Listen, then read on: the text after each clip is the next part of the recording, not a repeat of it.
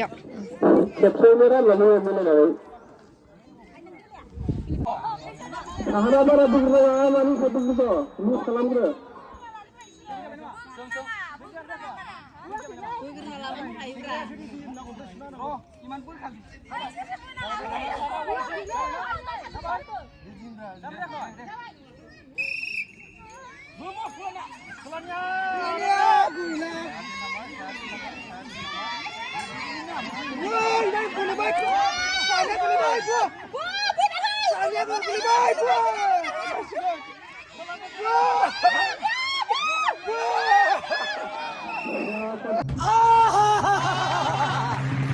Bayar merah, awas merah ya.